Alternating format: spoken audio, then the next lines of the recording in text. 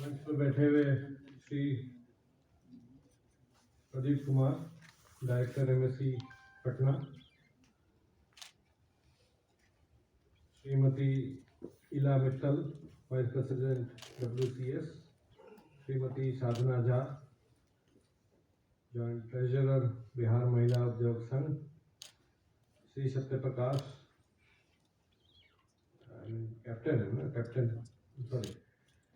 Captain Satyaprakash, president DICCI Bihar,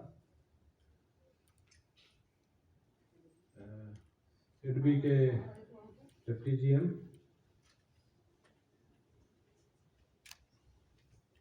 सभा में आए हुए रेलवे MSC के अधिकारीगण एवं कर्मचारीगण और उद्यमी बंधु, ये मुझे सौभाग्य मिला है कि आप लोगों के साथ संपर्क में आए और कुछ बोले। मुझे याद है कि इसके पहले जो बिहार में हुआ था कार्यक्रम, वो फरवरी 2019-20 में हुआ था और वो बिहार इंडस्ट्री एसोसिएशन में हुआ था। उस समय हम लोग डिस्कस कर रहे थे टेक्सटाइल वगैरह, एंटरप्रेन्योरशिप, और देखिए कैसा हो गया सौभाग्य दुर्भाग्य कि कुछ ही दिन बाद कोरोना आ गया और मास्क, PPE किट वगैरह जो है दुनिया भर में दुर्लभ हो गया।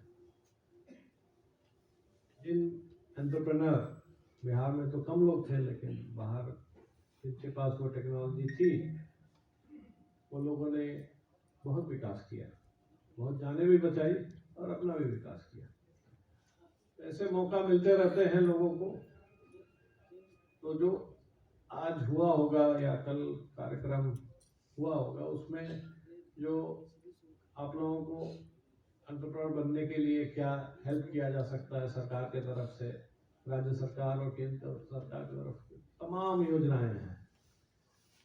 मेरा अनुभव ये है कि बिहार के उद्यमियों में जानकारी की बहुत अभाव है।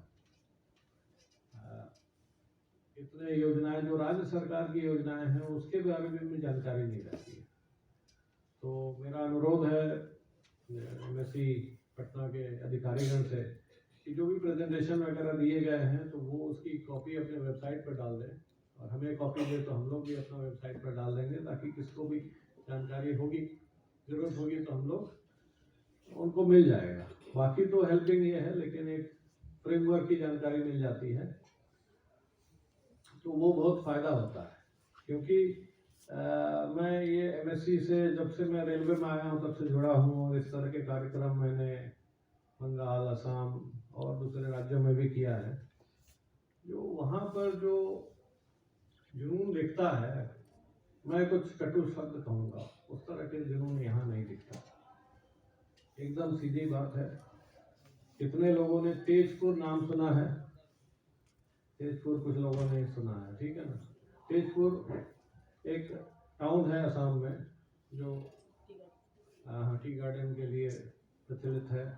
वहाँ एक सेंट्रल यूनिवर्सिटी है, पास में एयरफोर्स बेस है, लेकिन बहुत बड़ा शहर नहीं है।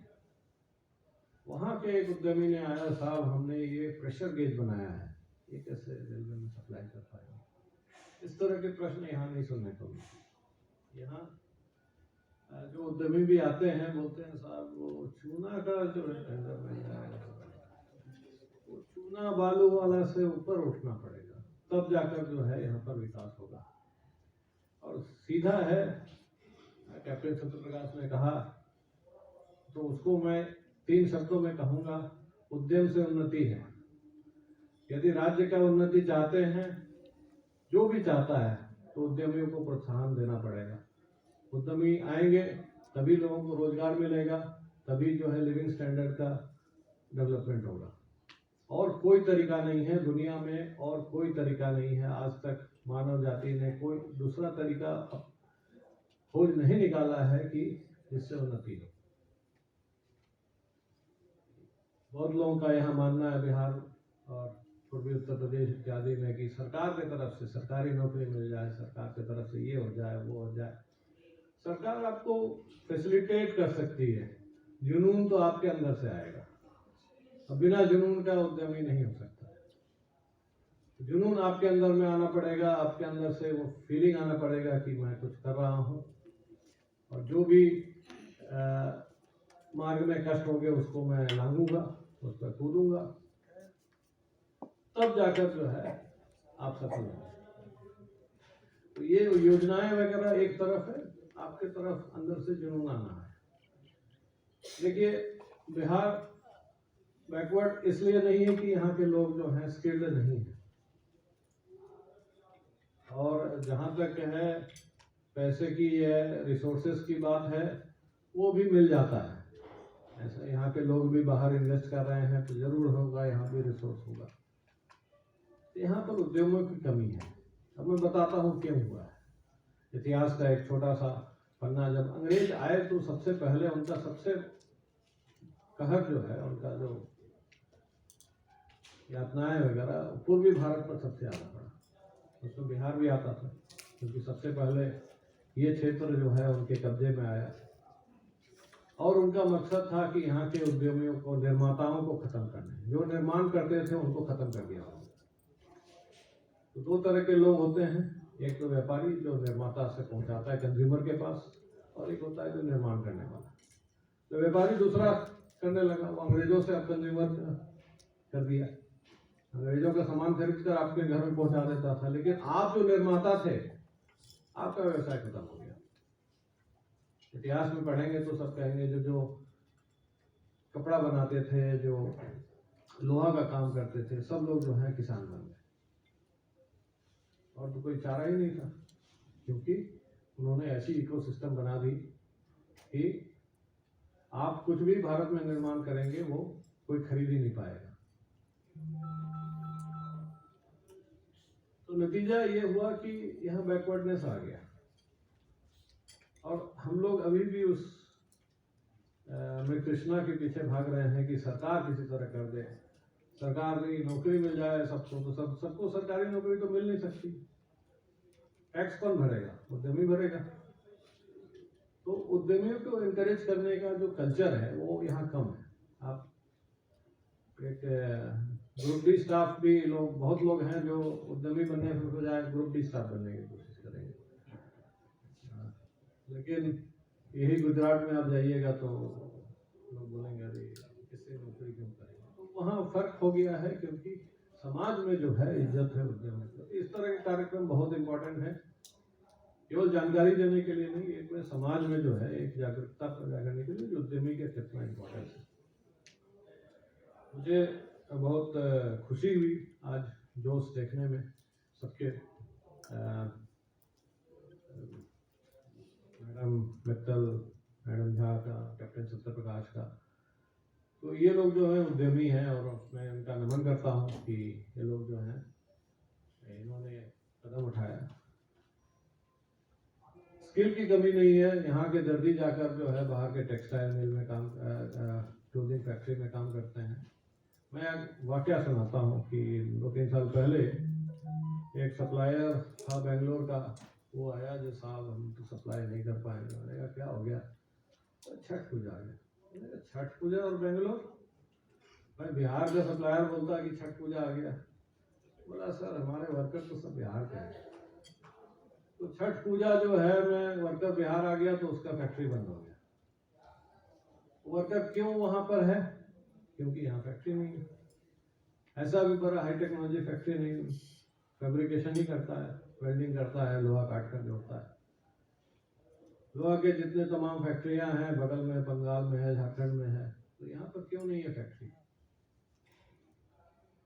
ये प्रश्न तो हम लोग को पूछना है। हम लोगों ने कुछ प्रदर्शनी कल सामान दिखाई, काफी प्रयास रहा हम लोग का कि यहाँ पर लोग लोकल में डेवलप करें। कुछ सफलताएं मिली हैं, कुछ में अभी भी नहीं मिले हैं। कुछ कंपनियां डेवलप कर गई, उसके बाद बंद हो गई, तो फिर हम लोग बैक टू स्क्वायर वन हो गए दोबारा। फिर तो उस तरह का रहेगा। लेकिन आप लोगों को मेरा यही अनुरोध है कि आप लोग जो हैं लगे रहें इस उद्यम में, क्योंकि उद्यमी का काम है सबको इकट्ठा करना, वर्कर को इकट्ठा करना, मशीन को इकट्ठा करना, और एक आइडिया देकर काम चलता है। वो सब करें आप लोग। और मैं सभी को जो है मेरे शुभकामनाएं देता हूँ। सभी को मैं धन्यवाद देता हूँ कि आप लोग जो हैं इस क्षेत्र में हैं। और हम लोग का वेबसाइट है rwp.indianrailways.gov.in। ECR का वेबसाइट है ecr.indianrailways.gov.in। हमारा IREPS का वेबसाइट है और जेम है, ये दोनों से प्रोक्योरमेंट करते हैं। और एक इंडियन रेलवे ने पिछले साल एक इनोवेशन के लिए किया है। हम लोगों ने एक VC किया था, उसमें इनोवेशन में यह है कि रेलवे आपको फंडिंग भी देगी। तो रेलवे बोर्ड के वेबसाइट में इनोवेशन का एक साइट है। यदि आपका आइडिया को चयन किया गया, उसमें कुछ फील्ड दिए हुए हैं, तो उसमें रेलवे फंडिंग भी आपको देगी as equity, not as a loan, as equity देगी। तो उस तरह के भी स्कीम्स आए हैं और मैं समझता हूँ कि दूसरे मंत्रालय से भी इस तरह के स्कीम आएंगे भविष्य में कि आपको लोन नहीं, इक्विटी के रूप में, स्टार्टअप के रूप में आपको सहायता मिलेगा। तो सभी को बहुत धन्यवाद। MSC के अधिकारियों को मैं धन्यवाद देता हूँ, उन्होंने मौका दिया।